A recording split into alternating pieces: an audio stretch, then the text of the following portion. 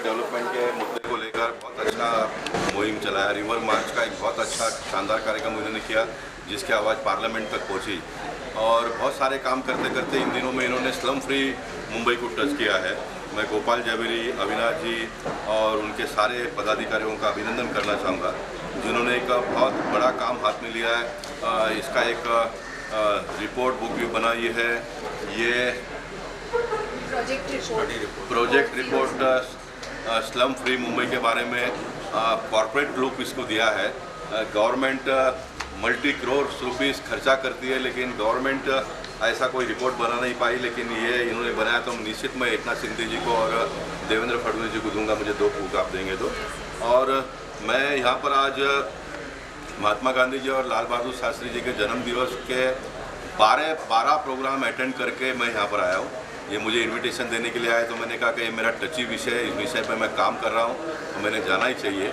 और मैं यहाँ पर आया तो मुझे बड़ा प्रसन्नता महसूस हुआ कि अदर देन स्लम पीपल, मतलब झोपड़पट्टी में न रहने वाले झोपड़पट्टी वालों का चिंता करने वाली एक टीम को मैंने देखा और मुझे लगा कि जितना हम करते हैं वो कम है, उससे ज़्यादा ये लोग करते हैं। मैं आपको शॉर्ट में अगर बताऊँ तो मैं आने वाले दिनों में 1 नेशन 1 लॉ की जो हमारे देश के प्राइम मिनिस्टर बात करते हैं, उसी लाइन पर मुंबई शहर के सभी स्लम के लोगों को एक कानून हो, चाहे वो रेलवे लाइन के लैंड पर हो, बीपीटी के लैंड पर हो, कलेक्टर लैंड पर हो, प्राइवेट लैंड पर हो, सभी को एक कानून हो, इस प्रकार का एक डिमांड मैं करने वाला हूँ। रेलवे लाइन के बारे में अगर आपको बात बताऊँगा तो कैसा ये ब्यूरोक्रेसी के लोग काम करते हैं।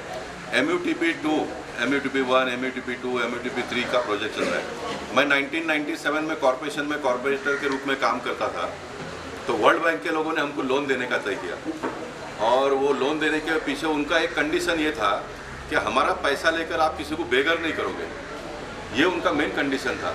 तब मेरा कॉर्पोरेशन में भाषण था कि फॉरेन के लोग हमारे देश के लोगों के बारे में चिंता करते हैं और आप लोग चिंता नहीं करते हो।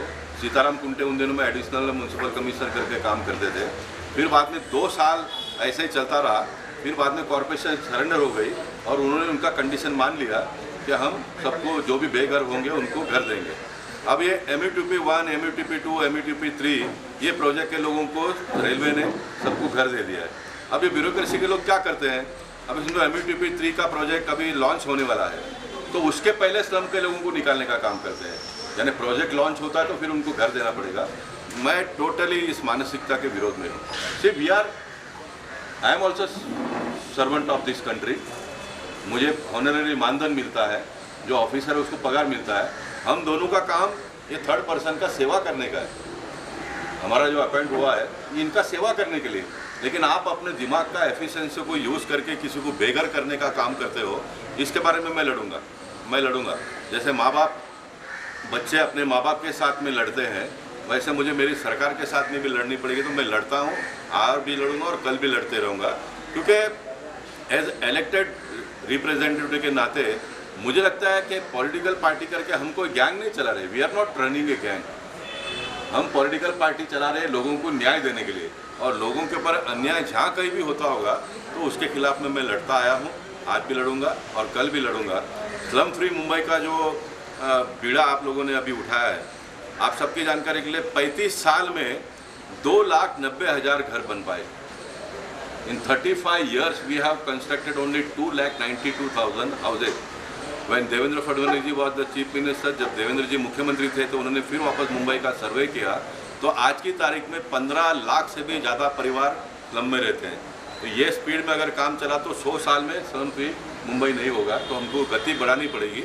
तो ये गति बढ़ाने के लिए देवेंद्र जी भी काम में लगे हुए, एकनाथ जी लगे हैं, मैं लगा हूँ और आप लोगों का थोड़ा सपोर्ट मिल जाएगा तो मुझे लगता है कि इसमें और ज़्यादा गति आएगी। तो फिर कुछ लोग कोर्ट में गए और उन्होंने कहा कि ब्रिज को अगर कोई नीचे गाड़ी में बॉम्ब रख के उड़ा देंगे तो ब्रिज ही पूरा टूट जाएगा। फिर इसलिए हाईकोर्ट ने इसके ऊपर बंदी लाई कि नहीं करना चाहिए। लेकिन मैं मानता हूँ कि ठीक है, वो टेम्पररी एक डिसीजन ले लिया कोर्ट और गवर्नमेंट ने मिलकर, उसका ठीक है।